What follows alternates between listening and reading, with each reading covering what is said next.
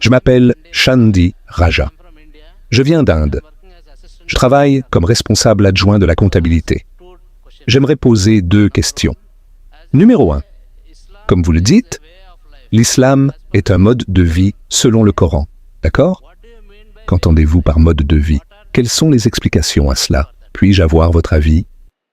Le frère a posé une question. Dans ma réponse précédente, j'ai dit que l'islam est un dîn, c'est un mode de vie. Il demande, qu'entendez-vous par mode de vie? Mode de vie signifie comment vous menez votre vie, ce qui est bon pour vous, ce qui est mauvais pour vous, ce qui est nuisible, ce que vous devriez manger, ce que vous ne devriez pas. Il y a quelque chose à faire et à ne pas faire, quelque chose qui sont obligatoires dans la vie, quelque chose qui sont interdites, et le reste est mouba, optionnel. Donc, le Coran est un guide.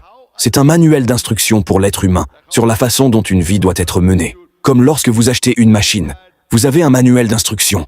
Ce qui est bon, ce qui est mauvais, comment vous devez l'utiliser. Le mode de vie, c'est comment vous devriez mener votre vie et quelles sont les bonnes choses. Vous ne devriez pas voler, vous ne devriez pas tricher, vous devriez être véridique, vous devriez prier Dieu Tout-Puissant, vous devriez donner la charité aux pauvres. Toutes ces instructions sont comme lorsque vous passez un examen, mon frère. Si vous voulez réussir l'examen de science, que faites-vous? Vous lisez le manuel, vous le mémorisez, et vous vous présentez à l'épreuve. Allah dit dans le Coran, dans la sourate Al-Mulk, verset 2. C'est Allah qui a créé la mort et la vie pour tester lequel d'entre vous est le meilleur en œuvre. Ce livre est un manuel d'instruction. Vous le lisez, et vous menez votre vie selon la volonté de notre Créateur. Si vous suivez correctement les instructions, vous irez au Jannah. Si vous désobéissez, si vous enfreignez les règles, alors vous n'irez pas au paradis. Vous irez en enfer. C'est donc un mode de vie mentionné dans le Coran et les hadiths authentiques, c'est-à-dire les paroles du dernier et ultime messager, le prophète Muhammad sallallahu alayhi wa sallam. J'espère que cela répond à la question, mon frère. Désolé de vous interrompre. Encore une chose. Supposons, comme vous l'avez dit, que c'est le mode de vie, mais en suivant le mode de vie tel qu'il est dit dans le Coran, il y a beaucoup d'obstacles que nous devons rencontrer chaque jour de notre vie. Pourriez-vous m'expliquer? Le frère a dit qu'en suivant le mode de vie, de nombreux obstacles surviendront. Mon frère, de par ma formation, je suis médecin. Pour obtenir mon diplôme, licence de médecine, vous savez, quand vous passez une licence de lettres, l'examen est facile. Mais quand vous passez une licence de lettres, vous n'êtes qu'un diplômé. Quand vous obtenez le diplôme de médecine, licence de chirurgie, c'est plus difficile. Nous devions étudier 18 heures par jour, dormir moins. Mais une fois que nous avons réussi, nous avons obtenu un plus grand honneur. Docteur, DR devant votre nom. Plus le diplôme est élevé, plus l'épreuve est difficile. Ce Coran vous montre donc un mode de vie. Une fois que vous réussissez cette épreuve, vous allez au Jannah, vous allez au paradis. Les obstacles vont forcément arriver. Quand vous passez un examen, il y aura forcément des questions difficiles. Cela ne signifie pas qu'il faut fuir l'examen. Les obstacles vont donc forcément arriver, mais cet obstacle vous rapprochera d'Allah subhanahu wa ta'ala. Allah vous teste. S'il n'y a pas d'obstacle, alors où est l'épreuve? S'il n'y a pas d'obstacle, mon frère, dans la vie, alors où est l'épreuve? Comme je l'ai mentionné plus tôt, Dieu Tout-Puissant a créé la vie et la mort pour tester lequel d'entre vous est le meilleur en œuvre. S'il n'y a pas d'obstacle, alors où est l'épreuve? Allah veut vous tester pour savoir si vous suivez ses commandements ou non. Cette vie, mes frères, est une épreuve pour l'au-delà. S'il n'y a pas d'obstacle, comment serez-vous testé? Vous ne pouvez pas dire « Je veux passer un examen, je ne veux pas étudier, je ne veux rien lire, et je veux réussir ». Comment pouvez-vous réussir? J'espère que cela répond à la question, mon frère. J'accepte votre... Mais j'ai une autre question de ma part. Oui, mon frère, soyez le bienvenu. Quelle est votre question? Concernant l'hindouisme comparé à, c'est-à-dire l'islam. Dans l'hindouisme, il est aussi dit qu'il n'y a qu'un seul Dieu, alors que la même chose est dite dans le Coran aussi. Est-il préférable de suivre l'islam ou l'hindouisme? Masha'Allah, c'est une très bonne question. Le frère dit qu'il est hindou. Il sait que les écritures hindoues disent qu'il y a un seul Dieu. Même l'islam dit qu'il y a un seul Dieu. Est-il préférable de suivre l'islam ou est-il préférable de suivre l'hindouisme? La réponse est donnée dans la sourate Al-Imran, verset 64. Venez à une parole commune entre nous et vous. Donc, mettons-nous d'accord pour suivre ce qui est commun. La première chose est que nous n'adorions personne d'autre qu'Allah. Maintenant, je vous donne une réponse qui satisfera à la fois l'hindou et le musulman. La première étape à faire, mon frère, est de suivre ce qui est commun. Ce qui est différent, nous en discuterons demain. Ainsi, en suivant ce qui est commun dans le Coran et les écritures hindoues, ni l'hindou ne se sentira offensé, ni le musulman ne se sentira offensé. Le problème est que ni les hindous ne savent, ni les musulmans ne savent très bien ce qui est commun aux deux écritures. La chose la plus importante est que nous n'adorions qu'un seul Dieu. Cela, vous le savez déjà. Vous êtes déjà d'accord qu'il y a un seul Dieu. Alhamdulillah. Passons à l'autre point. L'autre point commun est que le prophète Muhammad sallallahu alayhi wa sallam est le messager de Dieu. Les musulmans sont d'accord que le prophète Muhammad sallallahu alayhi wa sallam est le messager de Dieu.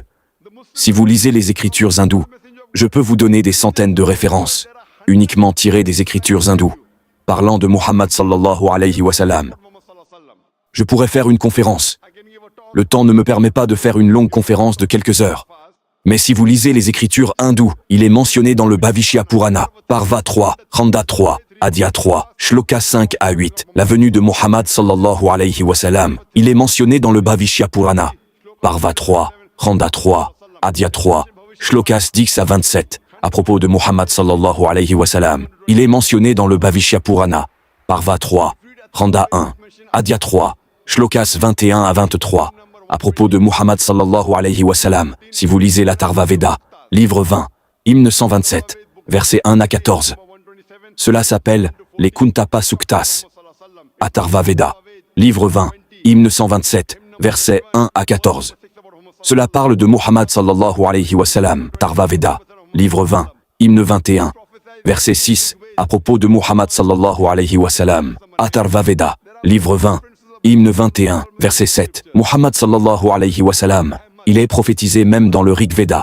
Livre 1, hymne 53, verset 9. Il y a de nombreuses références à Muhammad sallallahu alayhi wa sallam dans les écritures hindoues. Il est appelé Ahmad, ce qui signifie celui qui loue. C'était l'autre nom du prophète Muhammad sallallahu alayhi wa sallam. Il est mentionné par le nom d'Ahmad dans le Sam Veda Uttarshik, mantra 1500. Il est mentionné comme Ahmad dans le Sam Veda Indra, chapitre 2, verset 152, Yajur Veda, chapitre 31, verset 18, dans le Rig Veda, livre 8, hymne 6, verset 10, Atharva Veda, livre 8, hymne 5, verset 16, dans l'Atharva Veda, livre 20, hymne 126, verset 14, il est mentionné par le nom de Narashansa. Narashansa en sanskrit signifie, Nara signifie homme, Shansa signifie celui qui est digne de louange.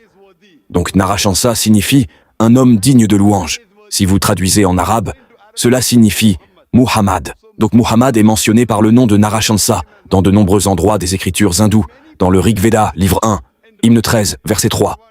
Rig Veda, livre 1, hymne 18, verset 9e, livre de la Rig Veda. Livre 1, hymne 106, verset 4, 142, verset 3. Il est mentionné, Rig Veda, livre 2, hymne 3, verset 2. Rig Veda, livre 5, hymne 5, verset 2. Dans le Rig Veda, livre 7, hymne 2, verset 2e.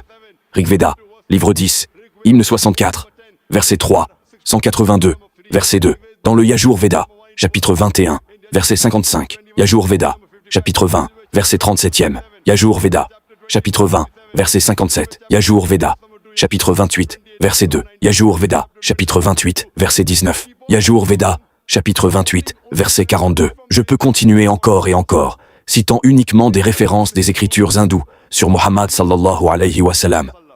Donc, si vous êtes un bon hindou, vous devriez croire au prophète Muhammad sallallahu alayhi wa sallam. Je vais juste vous donner une référence de plus sur Muhammad sallallahu alayhi wa sallam dans le Kalki Purana. Il est mentionné dans le Kalki Purana, chapitre 2, versets 4, 5, 7, 11 et 15.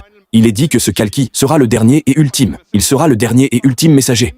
Le nom de son père sera Vishnu Yas. Vishnu signifie Dieu. Yas signifie serviteur. Cela signifie serviteur de Dieu. En arabe, c'est Abdullah. Et vous savez que le nom du père du prophète Muhammad sallallahu alayhi wa sallam était Abdullah. Il est mentionné que le nom de sa mère serait Sumati. Sumati en sanskrit signifie paix, sérénité. En arabe, c'est Amina.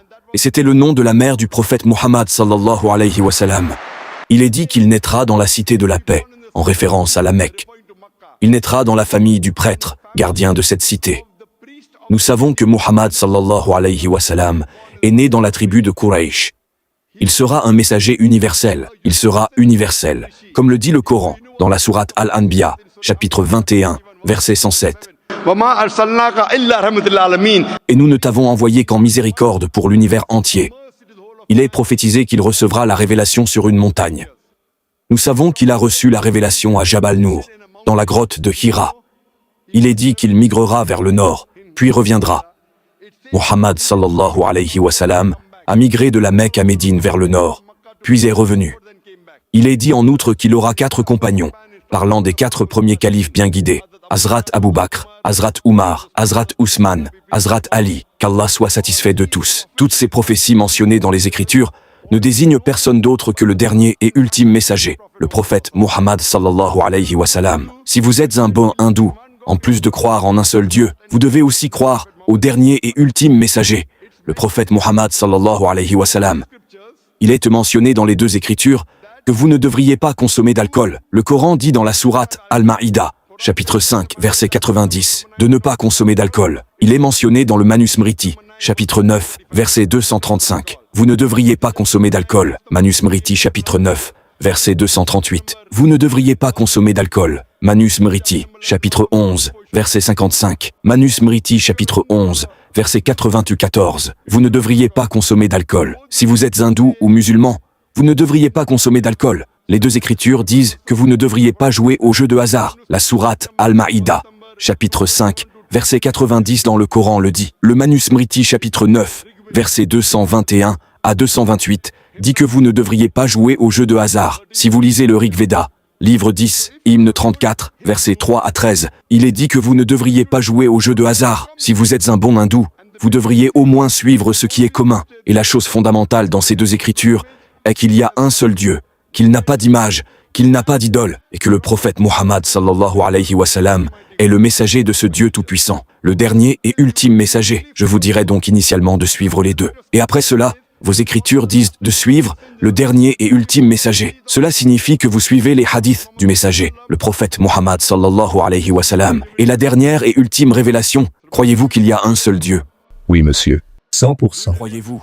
100%. Croyez-vous que le prophète Muhammad est le messager de Dieu? Oui, bien sûr. 100%. 101%. Masha'Allah, donc ces 2 choses.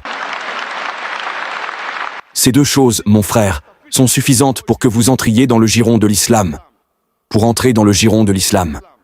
Et après cela, vous devez lire le message et la guidance de ce messager, et ce qui a été révélé à ce messager.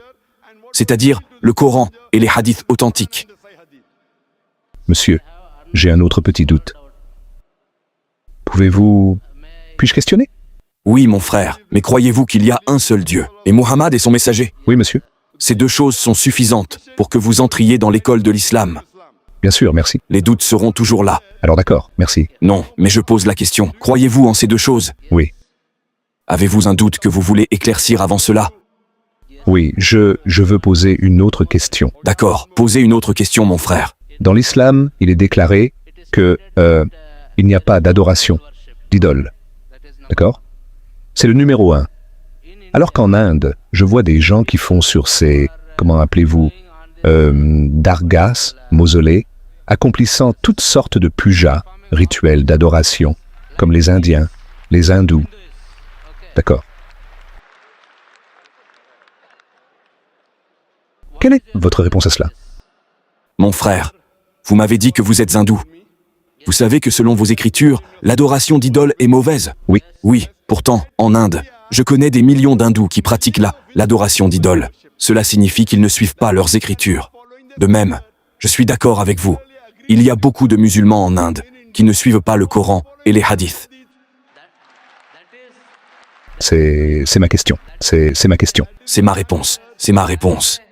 C'est ma réponse. Comme les hindous ne suivent pas les écritures, il y a beaucoup de musulmans qui ne suivent pas les écritures. Tout musulman qui enfreint une loi du Coran ou un commandement du prophète Muhammad sallallahu alayhi wa sallam n'est pas un musulman pratiquant.